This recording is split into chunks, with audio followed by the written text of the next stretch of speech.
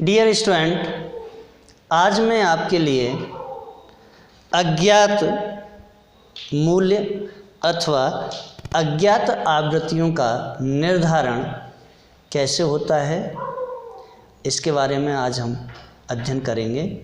और अध्ययन करने से पहले अगर आप हमारे चैनल पर नए हैं तो चैनल को सब्सक्राइब करें, लाइक करें, कमेंट करें, शेयर ज़्यादा से ज़्यादा अपने दोस्तों को भी करें, कमेंट भी ज़्यादा से ज़्यादा करें, सब्सक्राइब करना ना भूलें, बेल आइकन का बटन अवश्य ही दबाएं। चलिए, अज्ञात मूल्य अथवा अज्ञात आवृत्ति। अज्ञात मूल्य अथवा अज्ञात आवृत्ति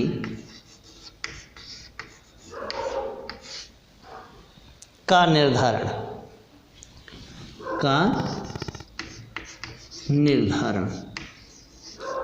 अब देखिए, अज्ञात मूल्य अथवा अज्ञात आवृत्तियों का निर्धारण हम कैसे करते हैं, यानी लोकेशन ऑफ मिसिंग साइज और फ्रीक्वेंसी, इसका जब हम निर्धारण करते हैं तो कैसे करते हैं। सबसे पहले हमें अज्ञात मूल्य और अज्ञात आवृत्तियों के निर्धारण के बारे में समझना है कि है क्या। देखिए, समांतर माध्य का एक महत्वपूर्ण गुण यह है कि यदि x बार n और सिग्मा x में से कोई से दो मूल्य या दो का मान ज्ञात है तो बाकी तीसरे का मान हम ज्ञात कर सकते हैं। अब ज्ञात करेंगे तो कैसे ज्ञात करेंगे, तो इसके लिए जो फॉर्मूला है वह फॉर्मूला है आपका x बार इजिकल टू, अब देखिए x बार जब हम निकालते हैं तो कैसे निकालते हैं, सिग्मा x क्या, सिग्मा x अपॉन क्या होता है n और sigma f x upon n, यानी x bar equal to sigma x upon n या sigma f x upon n। अब मान लीजिए हमें सिग्मा x की वैल्यू अगर ज्ञात करनी है, सिग्मा x की वैल्यू ज्ञात करनी है तो कैसे ज्ञात करेंगे, सिग्मा x और सिग्मा f x, अगर हमें इनकी वैल्यू ज्ञात करनी है तो वैल्यू ज्ञात करते हैं। इसके लिए जो सूत्र होता है वह होता है x बार इंटू n। हमने x बार को ज्ञात कर लिया, सिग्मा x को ज्ञात कर लिया या सिग्मा f x को ज्ञात कर लिया। अब दूसरी चीज़ हमारे समक्ष आती है, वह है अगर हम n की वैल्यू ज्ञात करें तो क्या होता है, तो होता है n equal to sigma x upon x bar, sigma x upon x bar, और दूसरा सिग्मा f x अपॉन क्या होगा, यहाँ भी x बार ही होगा। अब देखिए, सूत्र आपके समक्ष हैं। x बार को अगर हम ज्ञात करते हैं तो सिग्मा x अपॉन n या sigma f x upon n लगाते हैं। सिग्मा x की वैल्यू ज्ञात करते हैं या सिग्मा f x की वैल्यू जब ज्ञात करते हैं तो समांतर माध्य में हम पदों की संख्या का अगर गुणा कर देंगे तो वैल्यू ये निकल के आ जाएगी। अगर हमें n की वैल्यू कैलकुलेट करनी है तो सिग्मा x में x बार का भाग दे देंगे या सिग्मा f x में x बार का भाग दे देंगे तो n की वैल्यू कैलकुलेट हो जाती है। अब देखिए, जब ये कैलकुलेट कर लेते हैं तो फिर क्या होता है, इन सूत्रों के आधार पर किसी समूह में अज्ञात मूल्य या अज्ञात आवृत्ति का निर्धारण किया जा सकता है। अज्ञात मूल्य को x, अज्ञात आवृत्तियों को हम f मानकर तथा प्रत्यक्ष सूत्र का प्रयोग करके एक सरल समीकरण उपलब्ध कर लिया जाता है और जिसके आधार पर x या f का मान निश्चित किया जाता है। अब देखिए, इसके लिए मैं आपके लिए एक न्यूमेरिकल लेके आया हूँ और वह न्यूमेरिकल हमें करना है। तो देखिए, न्यूमेरिकल करते हैं।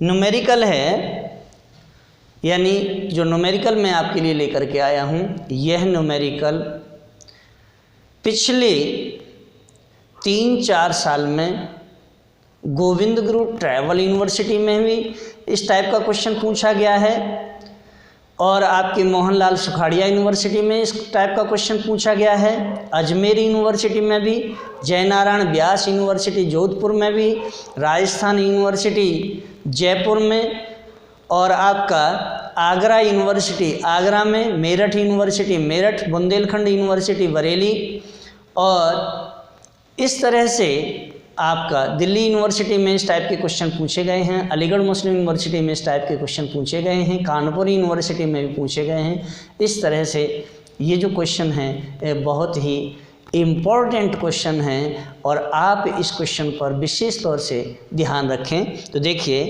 निम्न आवृत्ति बंटन में यदि, क्वेश्चन क्या है, क्वेश्चन है आपका निम्न आवृत्ति बंटन में क्या है, निम्न आवृत्ति बंटन में यदि समांतर माध्य का मान, यदि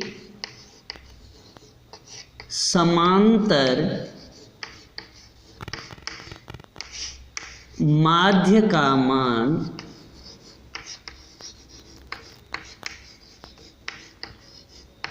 क्या है, 18 हो तो कितना, 18 यानी 18 हो तो क्या ज्ञात करवा रहा है, आवृत्ति ज्ञात कीजिए। क्या ज्ञात करना है, आवृत्ति, आवृत्ति ज्ञात कीजिए। ये आपका प्रश्नवाचक चिन्ह है, क्वेश्चन है ये।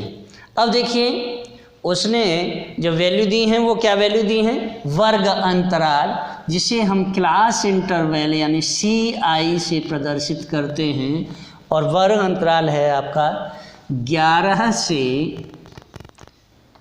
13, 13 से 15 यानी 13 to 15 और 15 to 17, 15 to 17 और 17 to 19, 19 to 21, 21 to 24, 24 to 23 और 23 to 25। ये आपका क्लास इंटरवल यानी वर्ग अंतराल दिया हुआ है। अब देखिए, जब वर्ग अंतराल ये दिया हुआ है तो सबसे पहले मुझे क्या करना है कि इसकी मिड वैल्यू कैलकुलेट कर लेनी है। क्या वैल्यू कैलकुलेट करनी है, मिड वैल्यू, और इसे हम x से प्रदर्शित करते हैं। किससे, x से प्रदर्शित करते हैं मिड वैल्यू को, यानी मिड वैल्यू जिसे हम x मानते हैं। अब देखिए इसे कैसे निकालते हैं मिड वैल्यू को, तो देखिए lower limit plus upper limit यानी L1 plus L2 upon 2 equal to MV, mid value निकल के आ जाती है। तो देखिए L1 कितना है 11 प्लस L2 कितना है 13/2 इजिकल टू कितना हो जाएगा 24/2 इजिकल टू कितना आएगा 12। मिड वैल्यू कितनी आ गई 12। तो देखिए मिड वैल्यू इसकी है 12। अब सेम कंडीशन यही फॉर्मूला अप्लाई करते हुए आप मिड वैल्यू यानी x की वैल्यू को कैलकुलेट कर सकते हैं। तो चलिए अब देखिए आगे वाले की कितनी होगी 14, नेक्स्ट 16, इसकी हो जाएगी 18, इसकी हो जाएगी 20 और इसकी हो जाएगी 22 और नेक्स्ट वाले की हो जाएगी 24। अब ये जो निकाला है यह x की वैल्यू कैलकुलेट की है। अब हमारे पास x की वैल्यू भी आ गई। अब दिया है उसने फ्रीक्वेंसी यानी बारंबारता, तो QUENCY यानी इसे हम बोलते हैं फ्रीक्वेंसी। अब इसकी फ्रीक्वेंसी यानी बारंबारता क्या दी हुई है, बारंबारता 3, 6 यानी 3, 6 और 9, इसके बाद 13 और 13 के बाद प्रश्नवाचक चिन्ह आ गया। और जहाँ अगर कोई वैल्यू नहीं है तो हम उसे या तो x या f, तो यहाँ चूँकि x हमारे पास में है इसलिए मैं इसे मानूंगा f, तो f मान लिया। अब आगे वाले की फ्रीक्वेंसी क्या दी है उसने 5, आगे वाले की है 5 और उससे आगे वाले की है 4। अब देखिए हमारे पास x भी आ गया f भी है। अब मैं क्या करूँगा कुल आकार यानी x f कर देंगे यानी x इंटू f, तो ये क्या हो जाएगा x f। तो अब हम अगर इसे निकालेंगे तो देखिए कुल वैल्यू यानी टोटल वैल्यू। अब टोटल वैल्यू कैलकुलेट करनी है। देखिए 12 तिया 36 यानी, या आप इस तरह से कर सकते हैं 12 3 जा 36, इस तरह से भी आप निकाल सकते हैं। अगर आप इंग्लिश मीडियम के हैं तो इंग्लिश मीडियम से निकाल सकते हैं और अगर आप हिंदी मीडियम के हैं तो हिंदी मीडियम में कैलकुलेट कर सकते हैं। तो चूँकि मैंने जो चैनल तैयार किया है वह विशेष तौर पर हिंदी मीडियम वाले कैंडिडेट्स के लिए तैयार किया है, इसलिए ज़्यादातर हमारी जो भाषा है वह हिंदी ही है, मेन रखा है। अब देखिए यहाँ अगर किसी भी कैंडिडेट को जो इंग्लिश मीडियम का कैंडिडेट है उसकी समझ में नहीं आता है तो वह स्पेशली मेरे लिए कमेंट करें और मेरा जो व्हाट्सएप नंबर है 8619024211 पर अपने किसी भी न्यूमेरिकल को फ़ोटो खींचें और मेरे इस नंबर पर व्हाट्सएप कर देवें। मैं उस न्यूमेरिकल का सॉल्यूशन करके उसे हैंड टू हैंड व्हाट्सएप पे भी भेजूँगा और उसके लिए वीडियो भी तैयार करूँगा। अब देखिए आगे नेक्स्ट इसका मल्टीप्लाई कर देते हैं तो 14×84 हो जाते हैं यानी 84। अब 16 का अगर गुणा करते हैं 9 में तो यह आ जाएगा 144 यानी 16 9 144 होते हैं 144। अब 18 का 13 में गुणा करेंगे तो ये हो जाएगा 234 यानी 234। अब वापस आ जाते हैं यहाँ, तो यहाँ प्रश्नवाचक चिन्ह है इसलिए 20 का मल्टीप्लाई f से करेंगे तो ये जो वैल्यू हो जाएगी यह वैल्यू हो जाएगी 20f यानी 20f इसकी वैल्यू हो गई। अब देखिए वापस 22 का 5 से गुणा करेंगे तो 22 पंजे 110 होते हैं और 24 का अगर 4 से गुणा करेंगे तो यह वैल्यू हो जाएगी 96। अब ये जब वैल्यू दोनों ही कैलकुलेट कर ली गई हैं, क्या करूँगा मैं इसे और इसे दोनों को जोड़ लेते हैं, और जब दोनों को जोड़ेंगे तो इसकी जो वैल्यू आएगी वह आएगी 40। देख लीजिए 3 और 6 9, 9 दूनी 18, 18 और 3 22, 18 और 3 21, 21 और 5 26 और 4 30 का 0 हासिल के 3, 3 और 1 4, और ये क्या आ गया प्लस f और आ गया, क्या आ गया प्लस f, या आप इसे 40f पर 40f नहीं करेंगे, प्लस का निशान अवश्य लगाएंगे, और यह जो वैल्यू होगी ये किसकी वैल्यू होगी n इजिकल टू, n की वैल्यू कितनी आ गई 40f आ गई है। अब देखिए वापस मैं इसको भी जोड़ लेता हूँ, और इसे जोड़ के जो वैल्यू आती है वह आएगी 704। क्यों, देखिए 6 और 4 10, 10 और 4 14, 14 और 4 18, 18 और 6 18 और 6 हुए आपके साथ 24 के 4 हासिल के 2, 2 और 3 5, 5 और 8 13, 13 और 4 17, 17 और 3 17 और 3 हुए आपके साथ 20, 20 और 1 21, 21 और 9 30 का 0 हासिल के 3, 3 और 1 4, 4 और 2 6, 6 और 1 7। अब आप कहेंगे कि साहब 20 को क्यों नहीं जोड़ा है, तो ये वैल्यू प्लस 20f हो जाएगी, और इसे हम बोलेंगे सिग्मा एफ एक्स। अब देखिए मैंने आपके समक्ष ये वैल्यू भी कैलकुलेट कर ली, ये वैल्यू भी कैलकुलेट कर ली है। अब मुझे करना क्या है और फॉर्मूला कौन सा लगाना है, तो देखिए फॉर्मूला हम जो लगाते हैं वो कौन सा फॉर्मूला लगाएंगे यहाँ, क्योंकि हमें एक्स वार पहले कैलकुलेट करना है, और फॉर्मूला जो है एक्स वार हमारे पास में है ही है, तो फिर भी एक्स बार इजिकल टू क्या होता है sigma F x upon N, ये दिया है फॉर्मूला। अब जब ये फॉर्मूला है तो x की वैल्यू मेरे पास में क्या दिया है 18 इजिकल टू, अब सिग्मा एफ एक्स की वैल्यू कितनी दी है 704 धन 20f, कितनी दी है 704 धन 20f अपॉन n की वैल्यू क्या दी है 40 धन f, चलिए ये 40 धन f हो गया।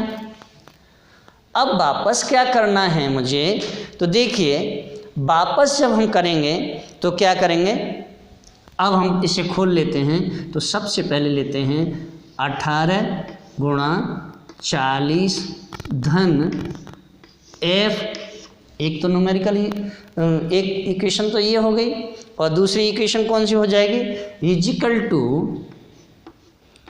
704 धन 20f, दो चीज़ें आ गई, यानी ये ले लिया और एक फॉर्मूला वो आ गया। अब क्या करना है, जब ये आ जाता है तो देखिए अब मैं क्या करूँगा, सीधे सीधे हम जो करेंगे वह करेंगे मल्टीप्लाई कर देंगे इसका इससे, तो देखिए क्या वैल्यू आएगी 18 शून्य का 0 0 और 18 चौक 32, 320, सॉरी 18 दूनी 36 72,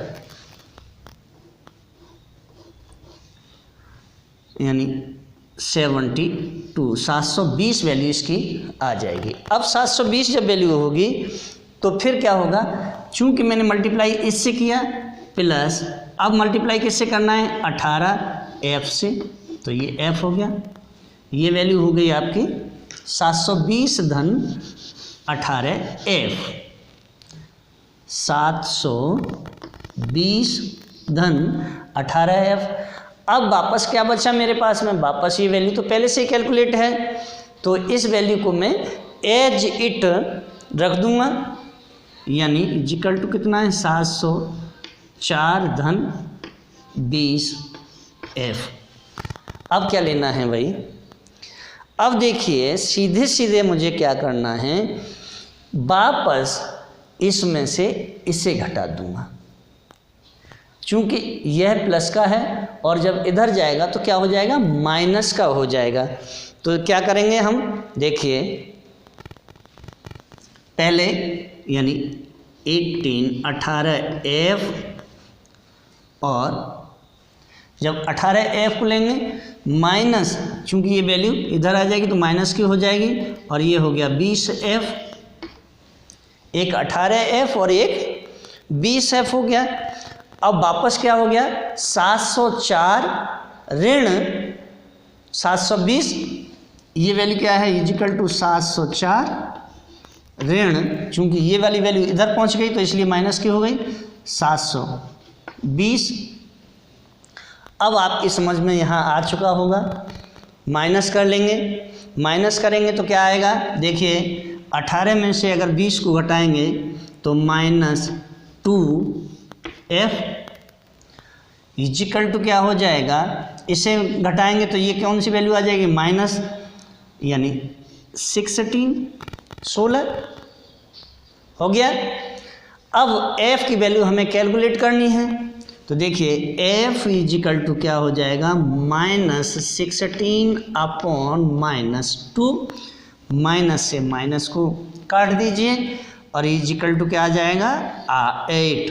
तो F इजिकल टू क्या होगा 8, और यही आपका आंसर होगा। तो ये जो वैल्यू होगी, इसकी जो वैल्यू आएगी वह वैल्यू होगी 8। क्या होगी, F इजिकल टू 8 होगी। निकल गया। अब देखिए इसके बाद में अगर इस टाइप का कोई भी क्वेश्चन आपकी समझ में नहीं आता है तो आप मुझे मेरे कमेंट बॉक्स में भी कमेंट करें, और मैंने आपको जो नंबर दिया है उस नंबर पर व्हाट्सएप भी करें। मैं आपके उस क्वेश्चन का सॉल्यूशन करके आपको एक तो व्हाट्सएप पे भी भेजूंगा, प्लस आपके लिए वीडियो भी तैयार करके भेजूंगा। नेक्स्ट, समांतर माध्य के बीजगणितीय गुण देखने हैं। अब क्या गुण हैं, तो देखिए समांतर माध्य के बीजगणितीय गुण। अब मैं इसे हटा लेता हूं।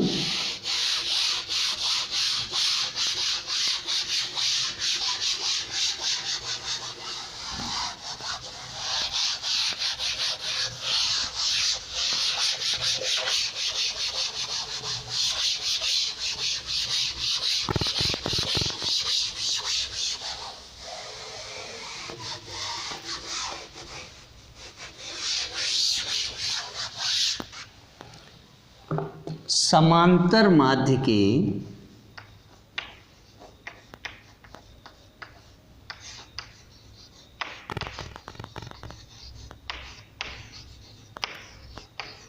बीजगणितीय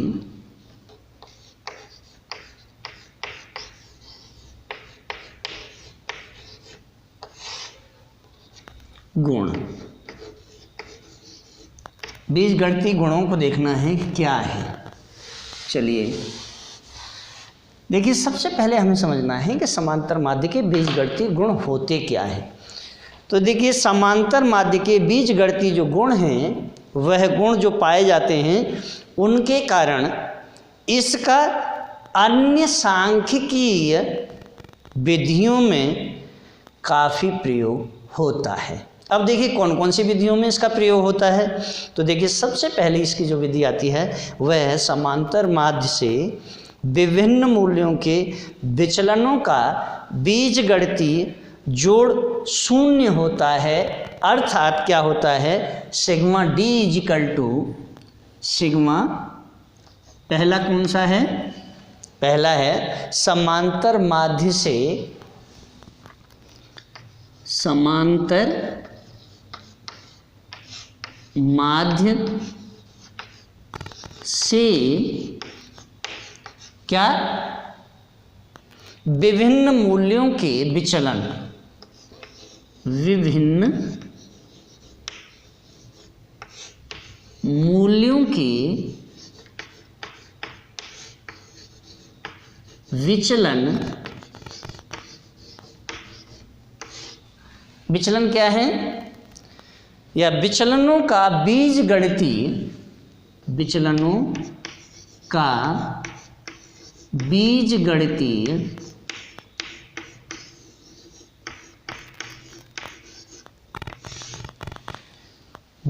मूल्य या बीजगणितीय जो जोड़ है वह शून्य होता है। बीजगणितीय जोड़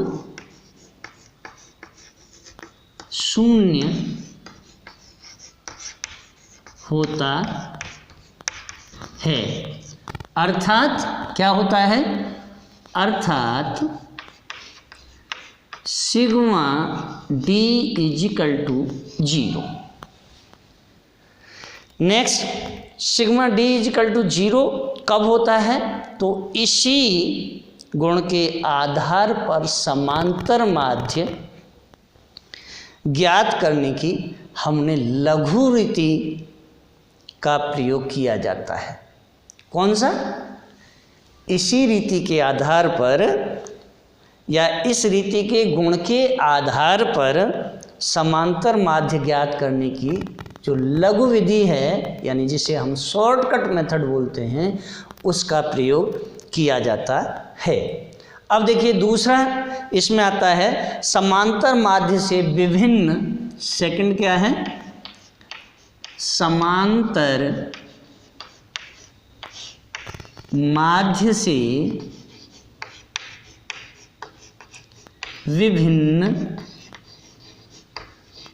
समांतर माध्य से विभिन्न मूल्यों के विचलनों का वर्ग, विभिन्न मूल्यों के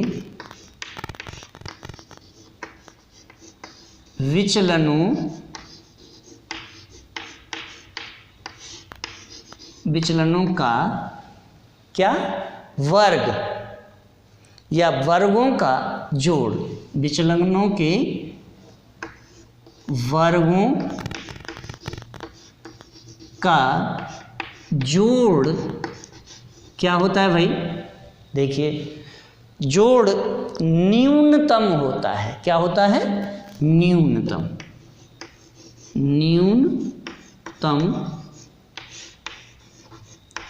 होता है। अर्थात देखिए, अर्थात क्या होता है? अर्थात sigma D square equal to क्या है? न्यूनतम यानी मिनिमम।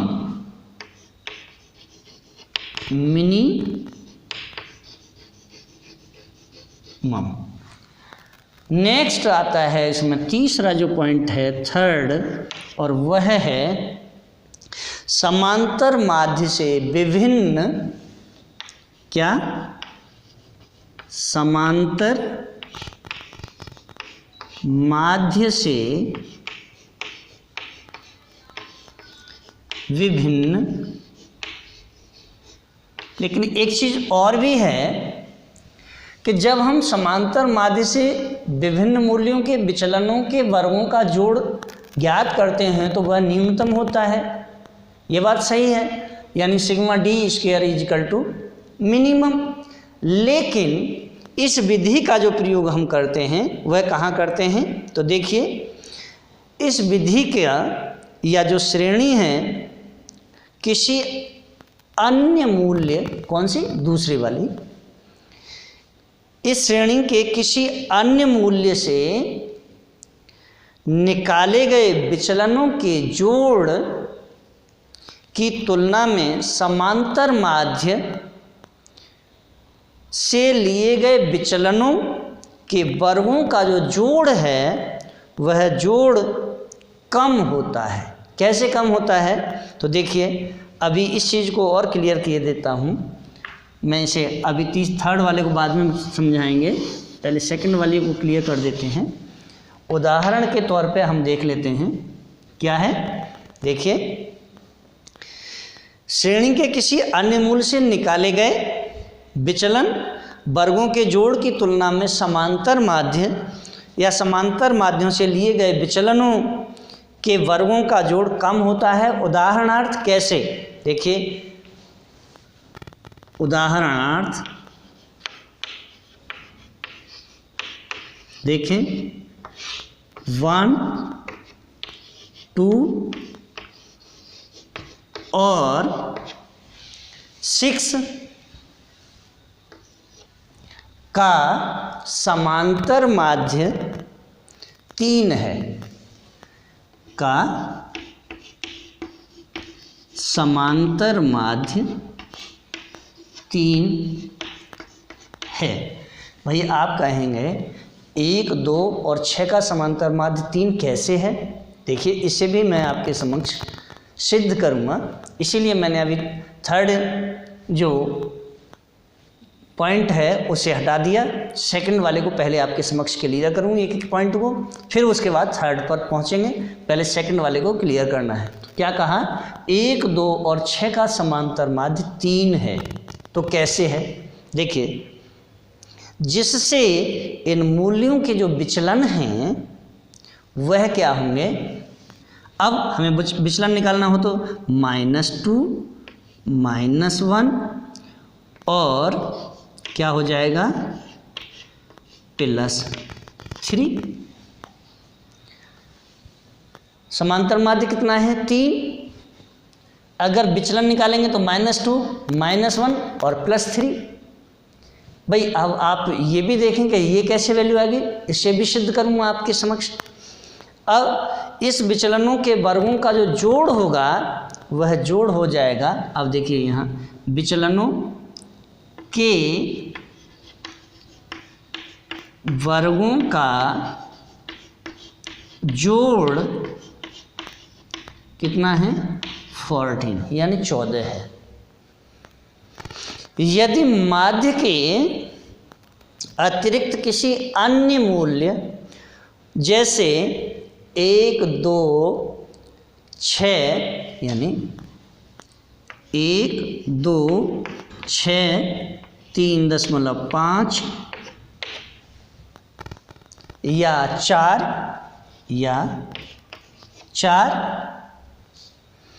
आदि से विचलन लेकर उनके वर्गों के जोड़ को ज्ञात किया जाए तो वे 14 से अधिक होंगे। कब होंगे? ये जो वैल्यू होगी यह 14 से अधिक होगी। भाई कैसे अधिक होगी यह देखिए। तो देखिए अब मैं आपको ये दोनों ही पॉइंट अभी हटा करके पूरा इस न्यूमेरिकल को सॉल्व करूँगा और न्यूमेरिकल सॉल्व करने से आपकी समझ में एक एक चीज़ आ जाएगी, यह मुझे पूरा ही विश्वास है। तो देखिए कैसे होता है।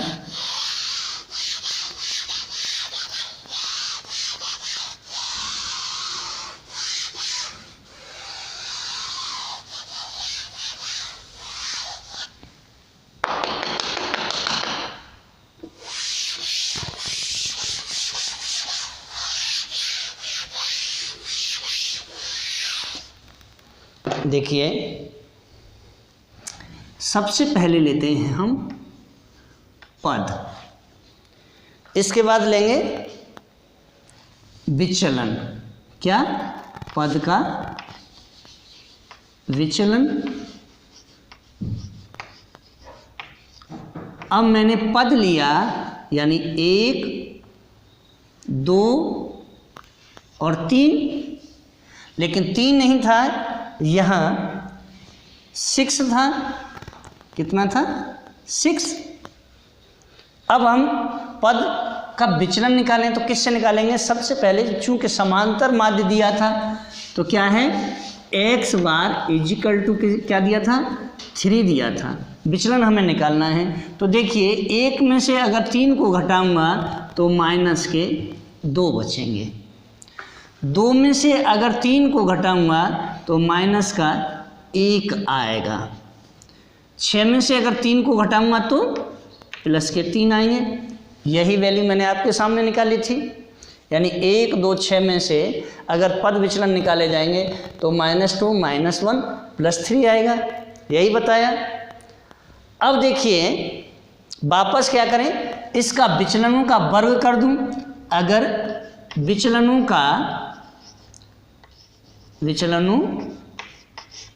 का वर्ग मान लीजिए वर्ग करते हैं तो देखिए 2 दूनी 4, 1 एकम 1, और 3 तिया 9। और मैंने ये कहा था कि इनका जो जोड़ होगा वह जोड़ 14 होगा। तो देखिए 1 4 और 1 5, 5 और 9 14। आपके समक्ष ये भी क्लियर हो गया। नेक्स्ट देखिए, अगर यही पद विचलन a इजिकल टू 1 से निकाले जाएं, यानी किससे, a इजिकल टू 1 से निकालें तो क्या होगा। देखिए जब 1 से निकालूंगा तो होगा, यानी 1 में से 1 को घटाएंगे तो क्या आ जाएगा 0। 1 में से 2 को घटाएंगे तो क्या वैल्यू आएगी, यानी 2 में से 1 को घटाओगे तो 1 वैल्यू आ जाएगी। 6 में से 1 को घटाओगे तो कितनी आ जाएगी, 5 वैल्यू आ जाएगी। वर्ग कर दीजिए, यानी इसका वर्ग अगर करेंगे, विचलन का वर्ग, अब विचलन का वर्ग करके देख लीजिए क्या होगा, 0 1 1 1 और ये हो गया 25। जोड़ कर लीजिए कितना हो गया 26। नेक्स्ट देखिए, अगर इसी के साथ a इजिकल टू 2 करके देखें, अब क्या a इजिकल टू 2 से निकाल के देख लेते हैं। तो 1 में से 2 घटाओगे तो -1, 2 में से 2 घटाओगे 0, 4 में से 2 घटाओगे तो आपके 6 में से 2 घटाओगे तो 4 आ जाएंगे। और इनका वर्ग कर दीजिए, और विचलन का वर्ग करेंगे, विचलन का वर्ग करके देख लीजिए, 1 एकम 1 0, 4 चौक 16 और ये वैल्यू हो गई 17। ओके, अब देखिए यह जो वैल्यू निकाली है कौन कौन सी, पहली, दूसरी और तीसरी, क्या है, सिग्मा डी का स्क्वायर इजिकल टू कितना आया था 14। सिग्मा डी का स्क्वायर किससे आया था, जब हमने 3 लिया था, यानी 3 से, किससे आया था 3 से, तब कितनी वैल्यू आई थी 14। जब हमने 1 लिया था, क्या, sigma D square equal to किससे 1 से, तब वैल्यू कितनी आई थी 26। जब हमने विचलन यानी sigma D square equal to 2 से लिया था तो वैल्यू कितनी आई थी 17। अब देखिए ये दोनों ही वैल्यू मैंने आपके समक्ष तीनों तरह की वैल्यू निकाल दी हैं। अब जो फॉर्मूला है, फॉर्मूला आपके समक्ष निकाल दिया, इसलिए क्या हो जाएगा, इसलिए सिग्मा अब ब्रैकेट में क्या होगा, देखिए x माइनस एक्स बार, यह हो गया का स्क्वायर। वापस लेस देन क्या है, स्टार, लेस देन क्या है, स्टार है। भाई एक चीज़ ये देखिए कि यहाँ स्टार क्यों लगाया है, तो इस स्टार का मतलब है सिमिलर, क्या है, सिमिलर। अब देखिए जब ये लगाते हैं तो वापस क्या हो जाएगा, सिग्मा, और सिग्मा के बाद में दे लेंगे आप x माइनस ए का स्क्वायर। अपकिरण का प्रमाप विचलन, किसका, अपकिरण का प्रमाप विचलन रीति प्रवृत्ति मापन की न्यूनतम वर्ग विधि तथा सह संबंध में माध्य के इस गुण का प्रयोग किया जाता है। जब मैं आपके लिए रिग्रेशन इक्वेशन और प्रमाप विचलन, अपकिरण, ये तीनों ही टॉपिक जब पढ़ाऊंगा तब इस चीज़ का हम ज़्यादा उपयोग करेंगे। इसलिए मैंने अभी आपके समक्ष ये चीज़ निकाली है। देखिए, लेस देन से जब स्टार लेस देन है तो मीन्स इसका है कि सिमिलर लेस देन है के लिए प्रयुक्त होता है, जबकि ग्रेटर देन से अधिक यानी मोर देन के लिए प्रयुक्त होता है। कभी सिमिलर के लिए, कभी ग्रेटर देन के लिए। इसके बाद तीसरी जो विधि आती है वह तीसरी विधि है। अब देखिए तीसरी विधि को भी बताते हैं आपके लिए।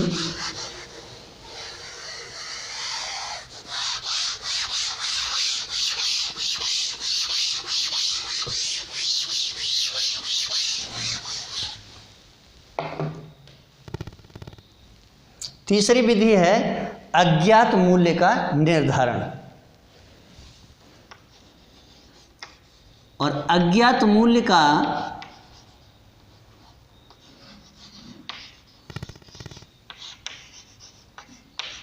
निर्धारण मैंने आपके समक्ष करा दिया है, इसलिए मैं इस चीज़ पर ज़्यादा ध्यान नहीं जाएगा, क्योंकि ये चीज़ मैंने आपको पहले ही पढ़ा दी है और इसके फॉर्मूला भी मैंने आपको बता दिए हैं। फिर भी मैं आपको इसके एक बार फॉर्मूला अवश्य ही बताए देता हूँ।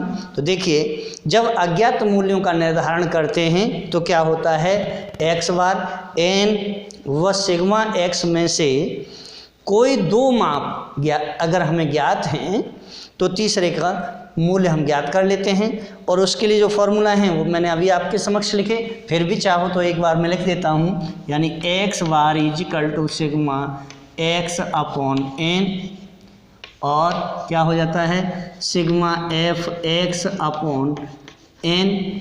दूसरा क्या निकाल रहे थे, सिग्मा एक्स की वैल्यू और सिग्मा एफ एक्स की वैल्यू अगर हम ज्ञात करते हैं तो क्या करते हैं, एक्स बार इंटू एन कर देते हैं। जब एन की वैल्यू कैलकुलेट करते हैं तो क्या होता है, sigma x upon x bar और sigma F x upon x bar. तो एन की वैल्यू कैलकुलेट हो जाती है। आप इस फॉर्मूला को याद अवश्य ही रखें, ये फॉर्मूला आपके लिए बहुत ही इम्पोर्टेंट है। नेक्स्ट आप देखिए, चौथी जो विधि है, पर इसको याद रखना आपके लिए बहुत ही ज़रूरी है, अपकरण का। लेकिन यहाँ इस गुण के आधार पर हम समांतर माध्य के और पदों की संख्या की गुण करके, यानी गुणा अगर हम इसका कर दें तो गुणा करके पदों का कुल मूल्य ज्ञात कर सकते हैं, तथा अज्ञात या रिक्त मूल्यों व आवृत्तियों के निर्धारण तथा अशुद्धियों के लिए निवारण, यानी अशुद्धियों का अगर हम निवारण करेंगे तो भी यही फॉर्मूला हम लगाएंगे और इस गुण का प्रयोग कर सकते हैं। किसका, अज्ञात आवृत्तियों के लिए। ये है जो दिए हैं इनका। नेक्स्ट आता है चौथा, वह है आपके समक्ष। अब चौथा पॉइंट है, देखिए, सामूहिक समांतर माध्य का निर्धारण। चौथा पॉइंट क्या है, सामूहिक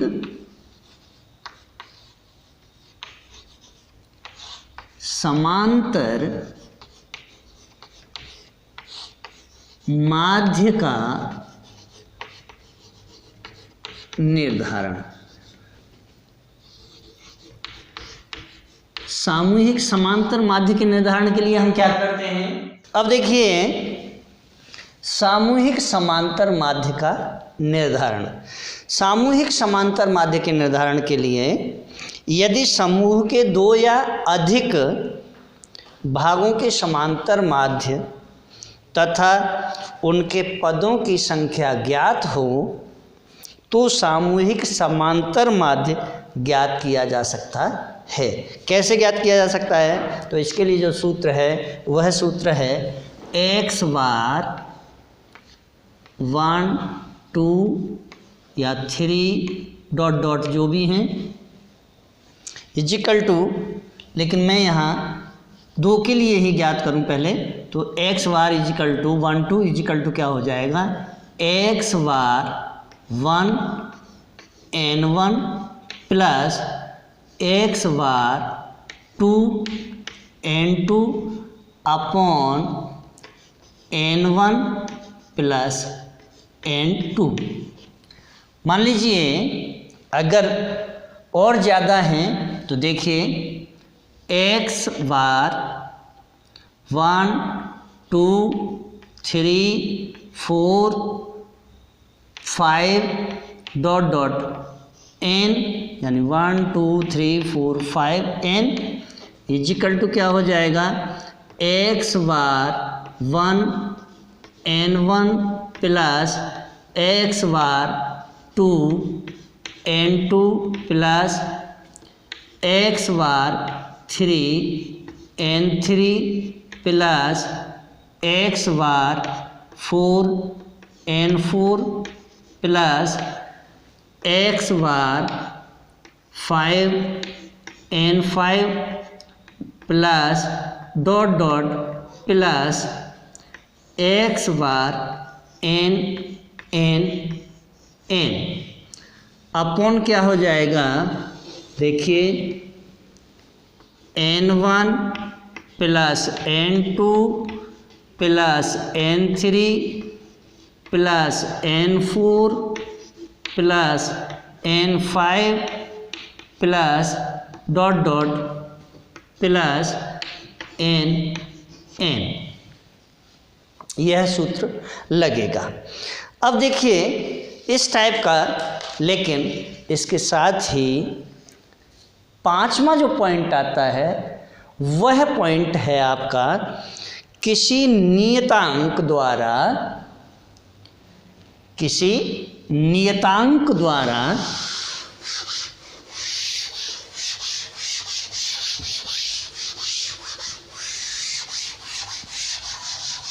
पांचवा पॉइंट है किसी नियतांक द्वारा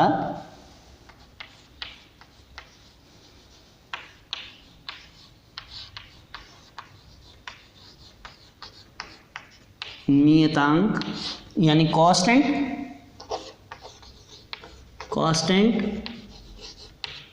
नियतांक द्वारा क्या हो जाता है, देखिए प्रत्येक मूल्य को प्रभावित करने पर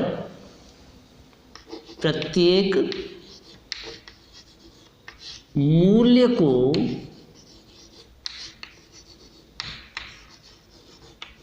प्रभावित करने पर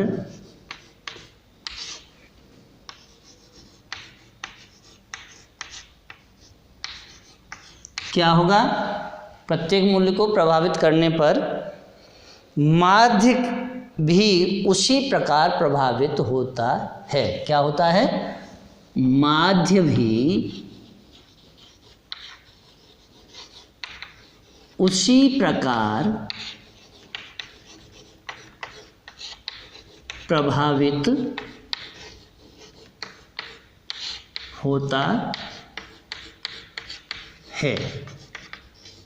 देखिए कैसे होता है, अर्थात प्रत्येक मूल्य में एक स्थिरांक जोड़ने व घटाने या मूल्य को उस अंक से गुणा या भाग करने पर माध्य भी इन क्रियाओं के अनुरूप बदलता रहता है। क्या होता है, फिर से एक बार देखें, यदि प्रत्येक मूल्य में एक स्थिरांक जोड़ने या घटाने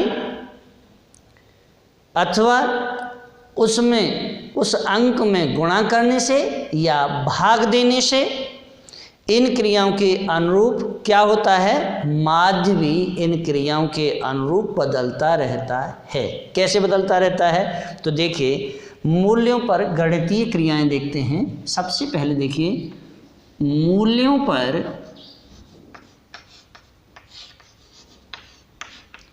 गणितीय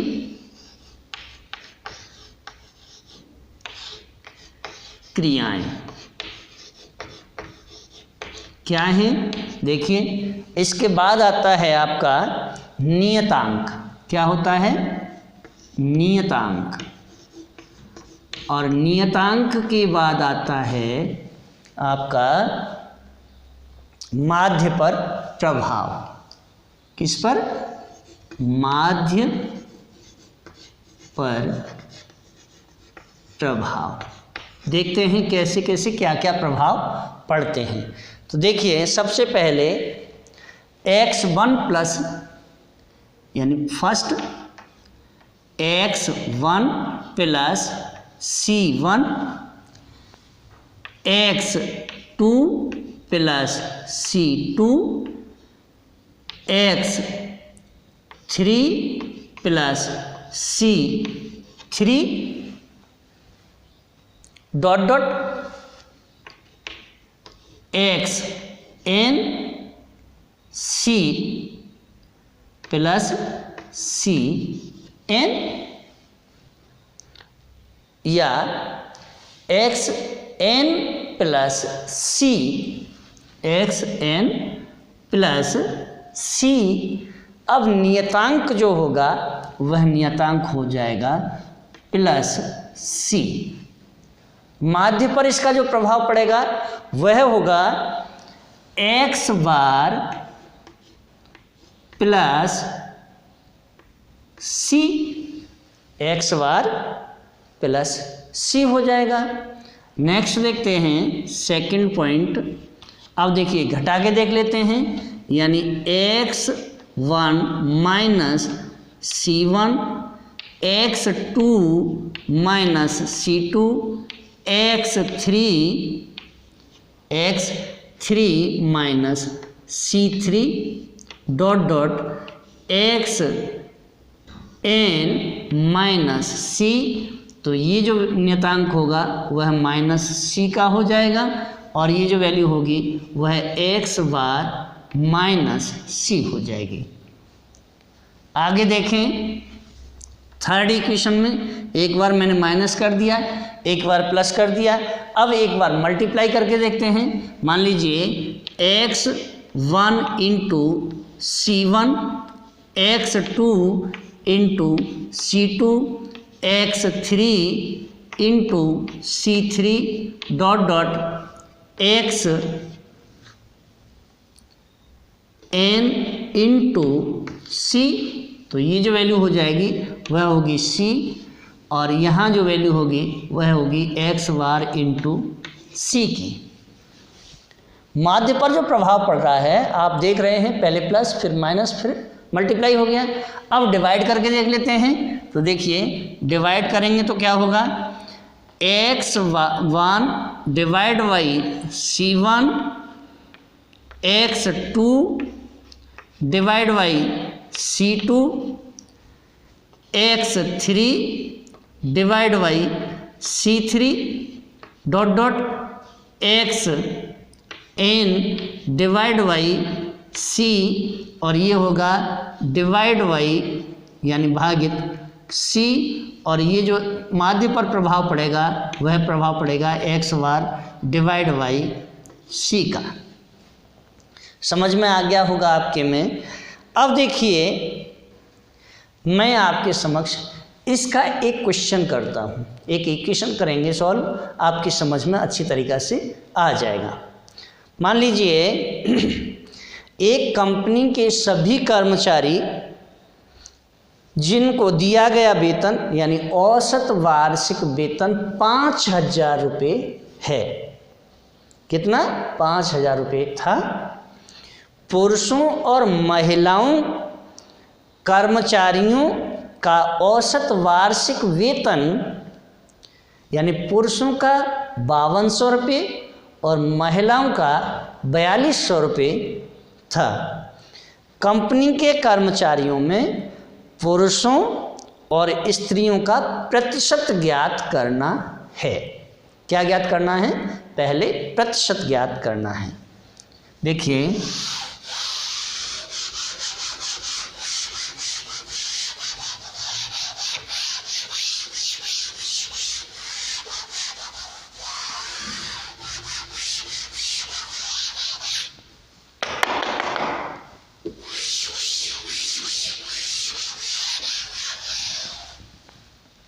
क्वेश्चन क्या दिया हुआ है, एक कंपनी के सभी कर्मचारियों को दिया गया औसत वार्षिक वेतन 5,000 रुपये था। पुरुषों और महिलाओं कर्मचारियों का औसत वार्षिक वेतन क्रमशः 5200 रुपये और 4200 रुपये था। कंपनी के कर्मचारियों में पुरुषों और स्त्रियों का प्रतिशत ज्ञात कीजिए। अब देखिए यहाँ एक चीज़ आ जाती है कि पुरुषों और महिलाओं का हमें प्रतिशत ज्ञात करना है कि कितने प्रतिशत तो पुरुष हैं और कितने प्रतिशत महिलाएं हैं। देखिए कैसे ज्ञात करेंगे। इसके लिए हमें ज्ञात करने के लिए सबसे पहले क्या करना होगा, N1 क्या पहला पॉइंट ज्ञात करेंगे, बाद में दूसरा जो पॉइंट है उसे ज्ञात करेंगे। चूंकि इस टाइप के जो क्वेश्चन हैं यह दो पार्टों में आते हैं, ए और बी पार्ट में। तो पहले मैं ए पार्ट को आपके समक्ष सॉल्व कर रहा हूँ, उसके बाद फिर बी पार्ट को सॉल्व करेंगे। तो देखिए फर्स्ट पार्ट में उसने क्या कहा, कंपनी के कर्मचारियों को दिया गया औसत वार्षिक वेतन 5,000 रुपये था। लेकिन अब मुझे यहाँ ज्ञात करना है N1 पुरुष कर्मचारियों की संख्या। क्या ज्ञात करनी है, N1 माना मैंने पुरुष कर्मचारियों की संख्या। पुरुष कर्मचारी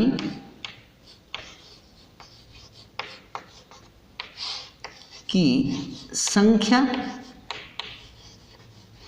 वापस N2 किसे मानेंगे, महिला कर्मचारियों को। तो चलिए N2 स्त्री या महिला, स्त्री कर्मचारियों महिला कर्मचारी ही लिखेंगे क्योंकि अच्छा नहीं लगता, महिला कर्मचारियों की संख्या। दो चीज़ें हो गई, पहले पुरुषों की संख्या और महिलाओं की संख्या, दोनों को हमें ज्ञात करना है। अब देखिए दोनों का वार्षिक वेतन भी ज्ञात करना है। तो क्या करेंगे, x बार 1 और N1 किसको माना है, पुरुषों को। तो x बार 1 किसे मानेंगे, पुरुषों का औसत वार्षिक वेतन। तो पुरुषों का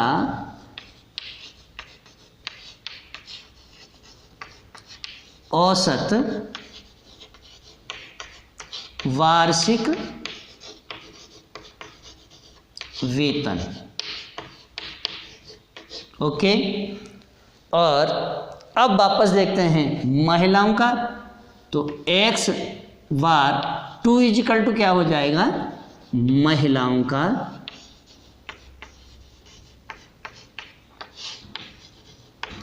औसत वार्षिक वेतन। दो चीजें आ गई। अब देखिए वापस क्या रह गया,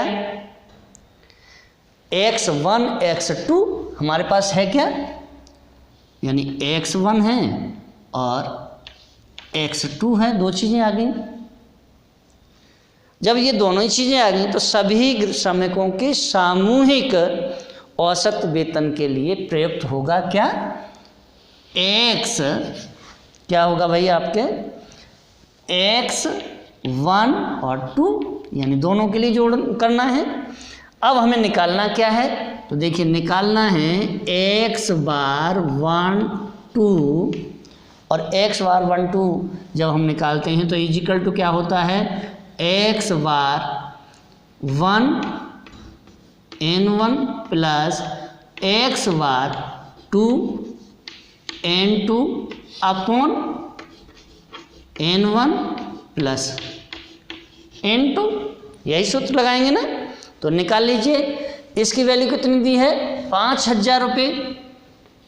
कितनी वैल्यू दी थी, 5,000 रुपये। तो इजिकल टू क्या हो जाएगा, अब x बार किसको माना है, पुरुषों को।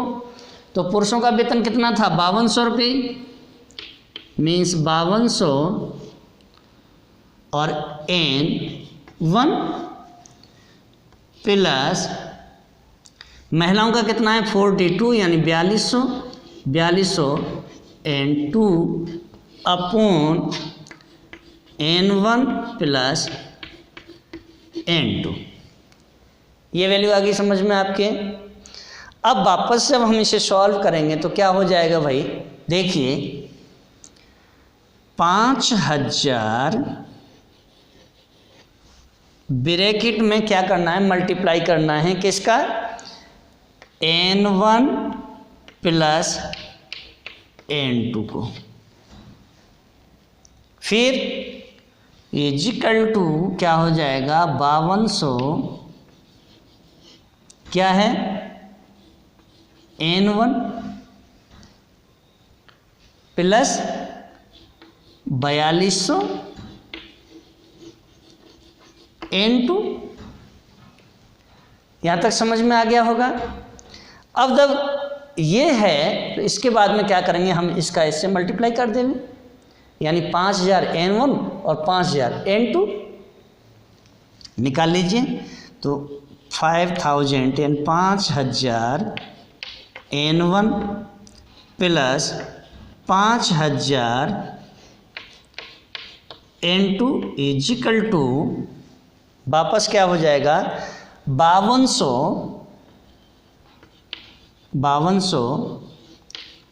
n1 प्लस 4200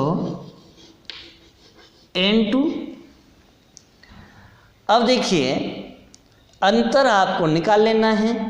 क्या अंतर निकल के आ जाएगा भाई, देखिए यहाँ 5000 है, यहाँ 5200 है।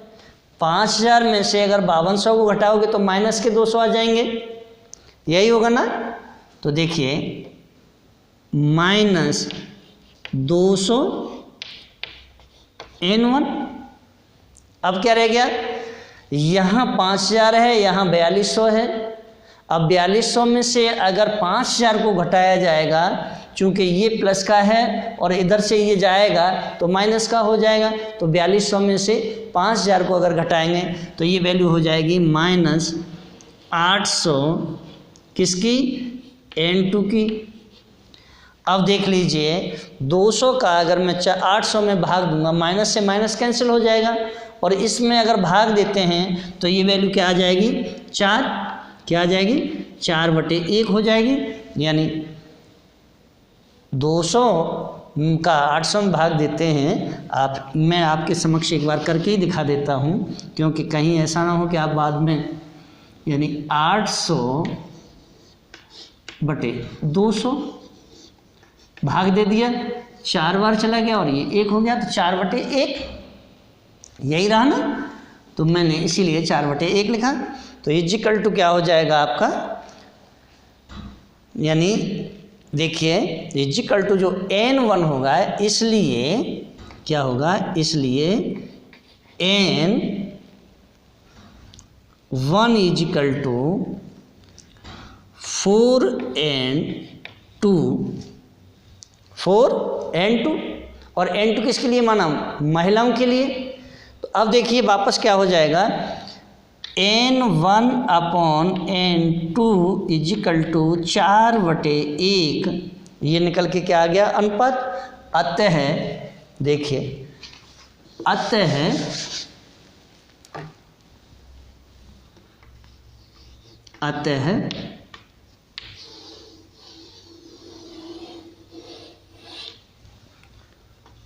पुरुषों का अनुपात,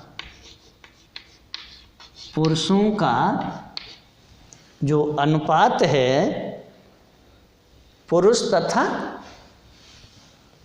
स्त्रियों, पुरुष तथा स्त्रियों का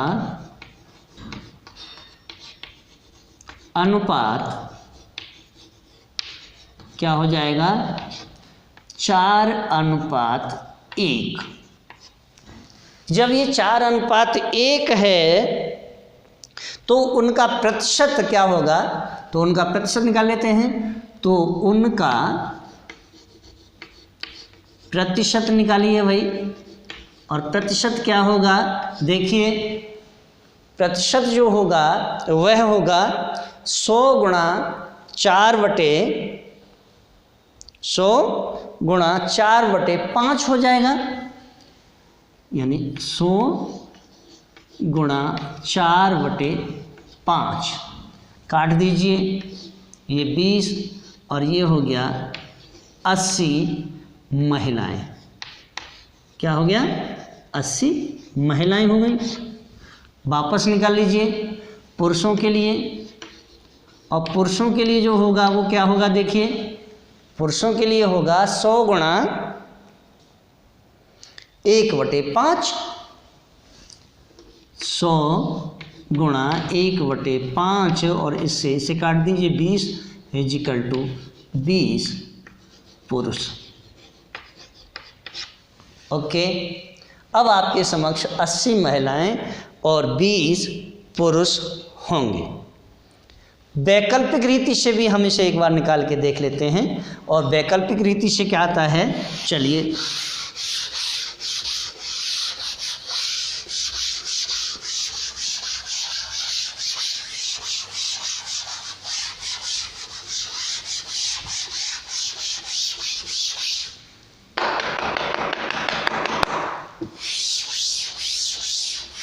एक बार वैकल्पिक रीति से और निकालते हैं।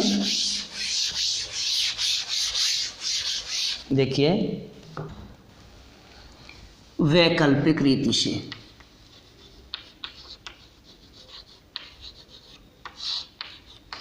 वैकल्पिक रीति क्या है समझिए। सभी कर्मचारियों का कुल वेतन हमें देख लेना है। वैकल्पिक रीति में सभी कर्मचारियों का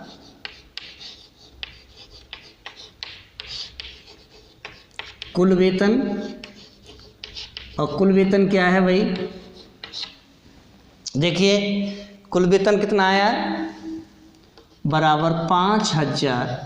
कंपनी में 100 मजदूर काम करने वाले थे, गुणा 100 बराबर कितना हो गया? यानी 1, 2 और 3 5000, और 100 पंजे 500, यानी इकाई, दहाई, सैकड़ा, हजार, 10,000, लाख। तो 5 लाख कर दीजिए। सैकड़ा, हजार, 10,000, लाख, 5 लाख हो गया। वापस जब 5 लाख रुपए है इसका, तो देखिए आगे क्या है। पहले तो 5 लाख रुपए सभी कर्मचारियों पर कंपनी खर्च कर रही है। अब हमें क्या निकालना है? पुरुषों का कुल वेतन। पुरुषों का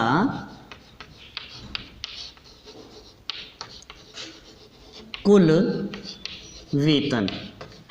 देखिए पुरुषों के लिए कितना पेमेंट मिल रहा है? 5200 रुपये। तो इजिकल टू 5200 क्या है? मेल हैं यानी पुरुष हैं, तो मैंने इनके लिए एम का उपयोग किया है, यानी मेल हैं। अब वापस देखते हैं, महिलाओं को निकालते हैं। तो स्त्रियों की संख्या कैसे निकालेंगे? देखिए स्त्रियों की संख्या क्या है? स्त्रियों की संख्या जो होगी वह होगी 100 माइनस एम। तो स्त्रियों की संख्या निकल के आ जाएगी।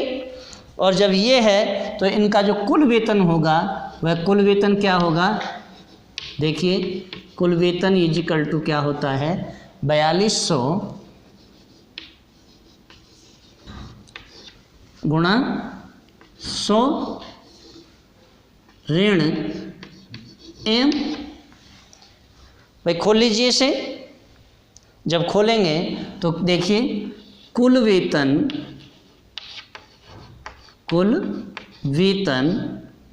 क्या है? कुल वेतन जो होगा वह है, कुल वेतन इजिकल टू पहले 5 लाख, इकाई, दहाई, सैकड़ा, हजार, 10,000, लाख। 5 लाख बराबर 5200 एम यानी पुरुष, प्लस कर लीजिए। अब मैं इसका सीधे सीधे मल्टीप्लाई कर दूं तो देखिए ये हो जाएगा 4,20,000, 4,20,000। और एम की वैल्यू निकालेंगे तो 4200 एम हो जाएगी, माइनस 4200 एम। ओके, अब जब ये वैल्यू कैलकुलेट आपके समक्ष हो जाती है तो वापस देखेंगे, यानी 5 लाख में से मैं अगर इसे घटा दूंगा तो कितनी वैल्यू आ जाएगी? 80,000। जब ये 80,000 आ जाती है तो फिर हमारे समक्ष जो बचेगा वह क्या होगा? 1,000 पुरुष बच जाएंगे। देखिए इक्वल टू 1,000 पुरुष यानी m। अब जब ये है तो 1,000 और हमें निकालना क्या है? m। तो ये क्या हो जाएगा? m इजिकल टू क्या होगा? 80, यानी 1,000 का 80,000 में भाग दे देंगे तो 80 बार जाएगा, इसलिए 1,000 में से इसे जब हम 80,000 में 1,000 का भाग देते हैं तो m की वैल्यू जो आती है वह आएगी 80%। क्या हो गया? महिलाएं। लेकिन पुरुष और स्त्रियों का जो प्रतिशत है कितना बच जाएगा? यानी पुरुष और स्त्रियों का प्रतिशत होगा 80 व 20%। यही आपका आंसर है। अब देखिए इसके साथ ही दूसरा पॉइंट जो पूछा है उसने वह है किसी बंटन के 4 उप समूहों के समांतर माध्य। दूसरा, किसी बंटन के 4 उप समूहों का समांतर माध्य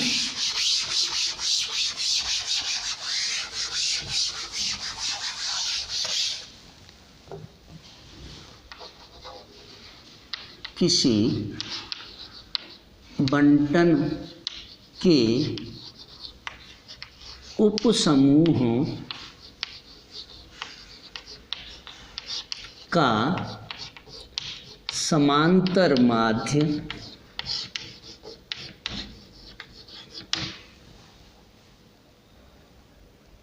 निम्नांकित है, यानी निम्न है। अब ज्ञात क्या करवा रहा है? ज्ञात करवा रहा है उनकी सहायता से संपूर्ण बंटन की, उनकी सहायता से संपूर्ण बंटन की क्या? सामूहिक समांतर माध्य ज्ञात कीजिए। बंटन का सामूहिक समांतर माध्य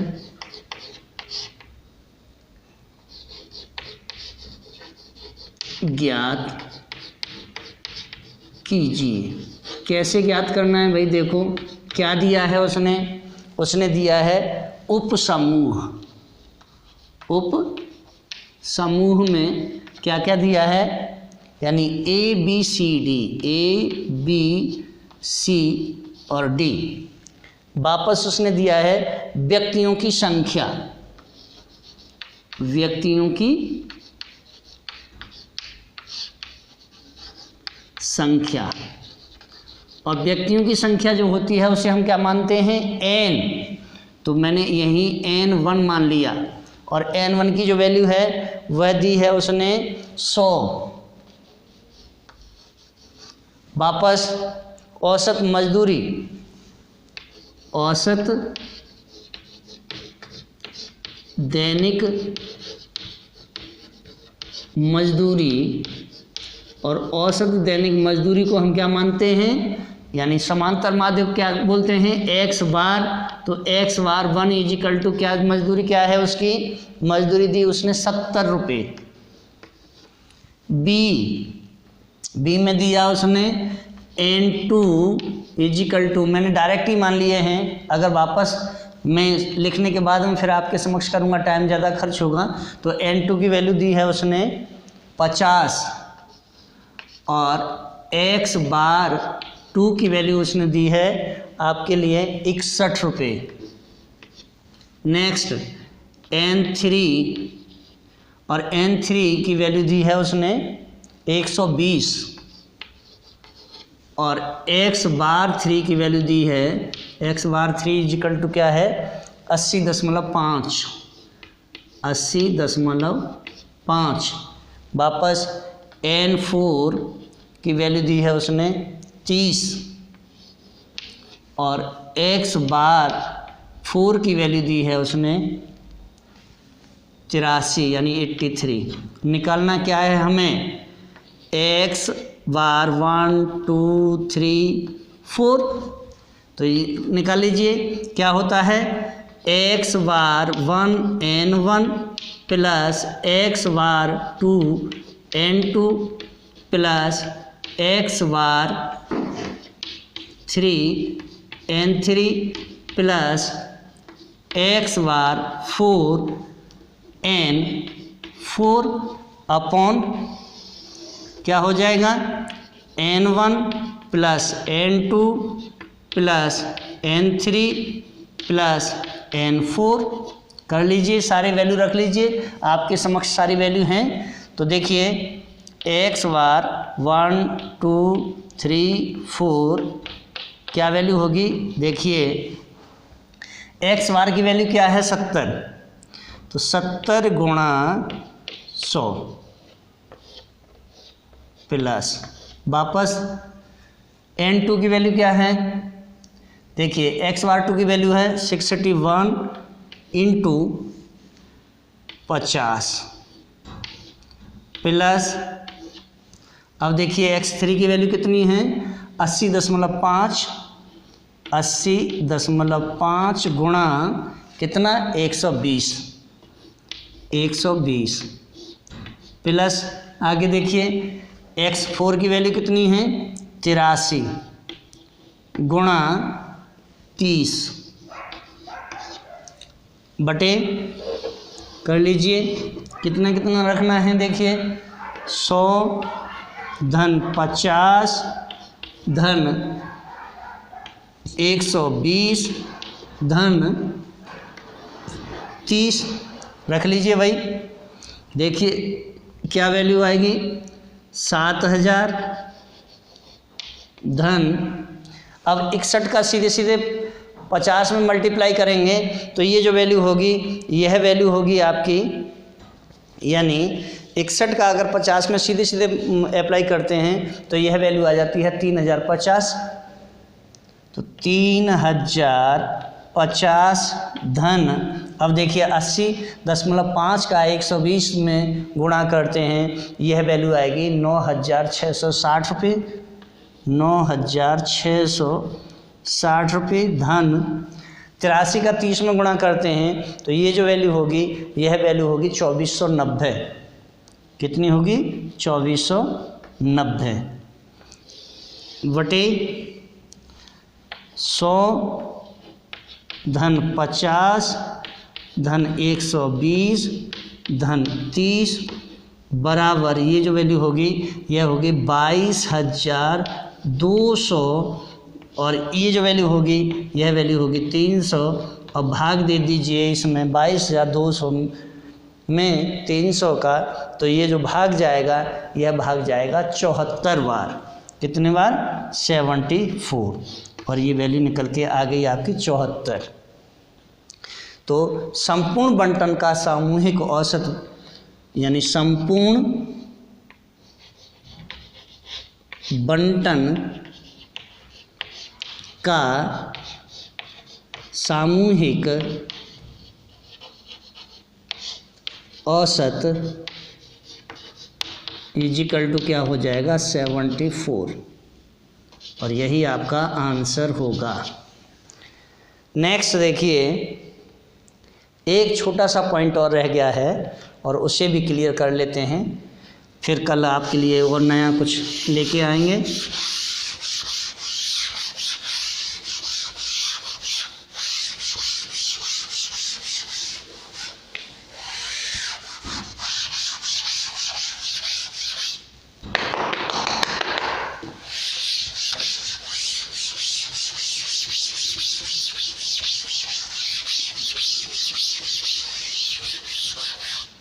देखिए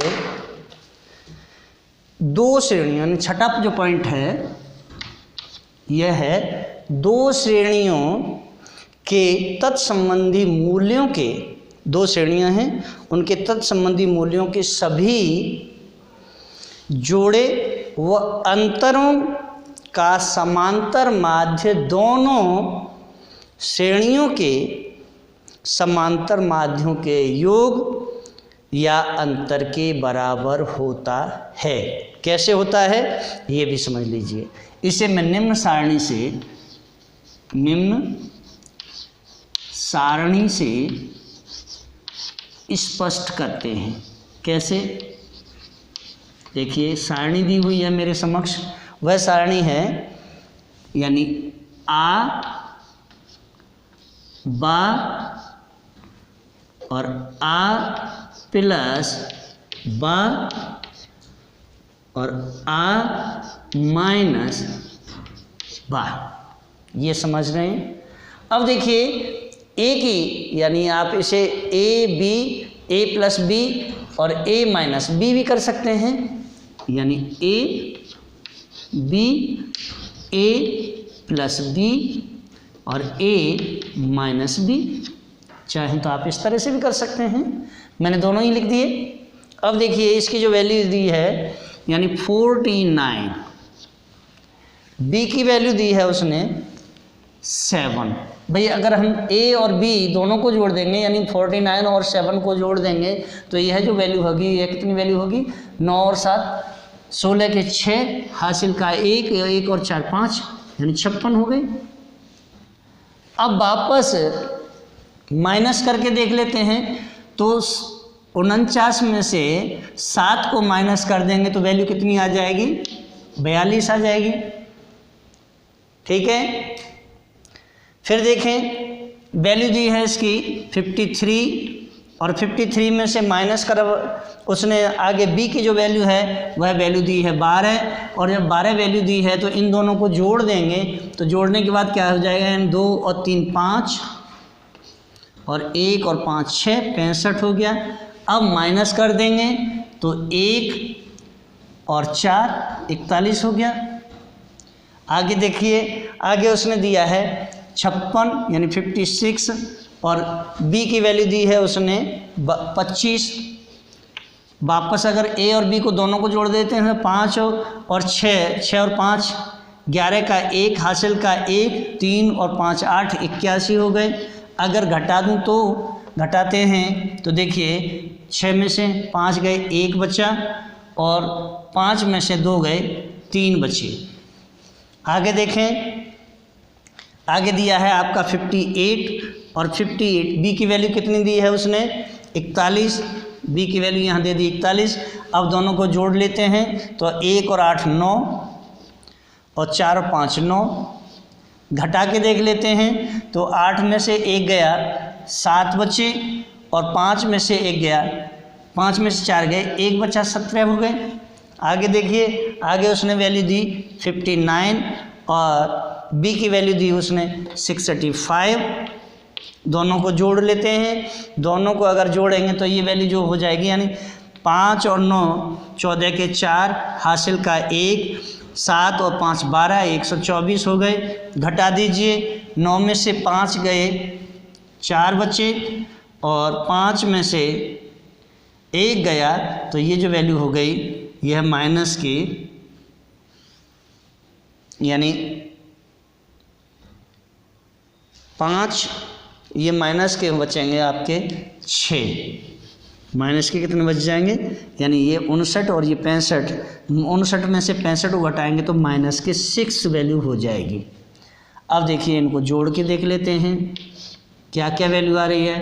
देखिए इसकी जो वैल्यू आएगी वह 275 होगी। 275 कैसे होगी यानी 9 और 3 12, 12 और 6 18, 18 और 8 26, 26 और 9 26 और 9 35 के 5 हासिल के 3, 3 और 4 7, 7 और 5 12, 12 और 5 17, 17 और 5 22, 22 और 5 27 275 हो गए। इसे जोड़ लीजिए 7 और 2 9 9 और 5 14 15 15 अच्छे 16 के 6 हासिल का 1 2 2 और 2 4 4 और 4 8 8 और 6 14 146 वैल्यू हो गई। और आगे 150 वैल्यू यानी 7 और 2 9 9 और 5 14 15 15 5 20 ये मैंने गलत जोड़ दिया था। आगे इसे देख लेते हैं 6 और 5 11 11 और 1 12 12 और 9 यानी 6 और 5 11 और 1 12 12 और 9 21 21 और 4 25 के 5 हासिल के 2 2 और 5 7 7 और 6 13 13 और 8 21 21 और 9 30 30 और 2 32 के 2 हासिल के 3 और 1 4 425 आ गया। आगे देखिए इस वैल्यू को भी जोड़ लेते हैं 2 और 1 3 3 और 1 4 4 और 7 4 और 7 हुए तुम्हारे साहब 11 यानी 2 3 4 4 और 7 11 का 1 हासिल का 1 1 और 5 और 4 9 9 और 3 हुए आपके साहब 9 और 3 12 और 1 13 131 माइनस के 6 घटा दीजिए तो ये बच जाएंगे 11 में 6 के 5 बचे 2 बचे यानी 125 ये वैल्यू आ गई 125। अब देखिए जब इसकी भी वैल्यू 125 आ गई यानी 275 150 425 125। अब ये जो वैल्यू है ये क्या है तो देखिए माध्य अगर हम निकालेंगे इनका माध्य निकालते हैं तो देखिए माध्य निकालने के लिए क्या होता है सिग्मा x अपॉन यानी x बार इजिकल टू क्या होता है सिग्मा x अपॉन n। तो देखिए सिग्मा x की वैल्यू कितनी आई है 275 कितनी है x बार इजिकल टू 275/5 बराबर क्यों देखिए 1 2 3 4 और 5 मैंने 5 का भाग दे दिया तो देखिए ये कितना आ जाएगा 5 25 और 5 25 55 हो गया तो ये वैल्यू जो आ गई ये आ गई 55। इसको देखें इसमें ही 5 का भाग दे के देखते हैं तो ये जो वैल्यू आ जाएगी ये आ जाएगी 30। इसमें 5 का भाग दे दीजिए तो 5 अट्ठे 40 8 और 5 पंजे 25 85 हो गया। आगे वाले में देख लीजिए तो देखिए ये हो जाएगा 5 दूनी 10 और 5 पंजे 25। अब भाई ये जो वैल्यू है यहाँ देख रहे हैं सभी एक समान ही आ रहे हैं तो देखिए अब ये 85 को भी एक बार और सिद्ध करके देख लेते हैं 55 प्लस 30 इजिकल टू कितना हो जाएगा यानी 55 प्लस 30 इजिकल टू क्या हो गया इजिकल टू 85। समझ में आ गया। वापस इसे भी देख लीजिए इसको क्या करना है 55 ऋण 30 क्योंकि हमने a माइनस बी किया है तो 55 ऋण 30 बराबर ये वैल्यू आ गई कितनी 25। अब देखिए समांतर माध्यम में कहीं पर भी कोई भी आपकी समझ में अगर ये चीज़ नहीं आई हो तो आप मुझे मेरे कमेंट बॉक्स में कमेंट अवश्य ही करें और इसके बाद उपर्युक्त बीजगणितीय गुणों के कारण ही सांख्यिकीय रीतियों जैसे अपकिरण विषमता सहसंबंध इत्यादि में समांतर माध्य का काफ़ी प्रयोग किया जाता है। वापस अगर आपके समझ में इनमें से कोई भी न्यूमेरिकल नहीं आया हो तो मेरे कमेंट बॉक्स में कमेंट अवश्य ही करें। अगर फिर भी समझ में नहीं आए तो आपको मैंने व्हाट्सएप नंबर दिया है और वह व्हाट्सएप नंबर है मेरा 8619024211। इस पर व्हाट्सएप करें। आपका कोई भी न्यूमेरिकल है मैं आपके उस न्यूमेरिकल को हैंड टू हैंड सॉल्व करके आपको व्हाट्सएप भी करूँगा फिर उसके लिए आपके लिए एक वीडियो भी तैयार करूँगा। अगर आपको मेरा वीडियो अच्छा लगा हो तो वीडियो को लाइक करें शेयर करें कमेंट करें बेल आइकन का बटन दबाना किसी भी स्थिति में ना भूलें। शेयर ज़्यादा से ज़्यादा करें सब्सक्राइब अवश्य ही करें। धन्यवाद।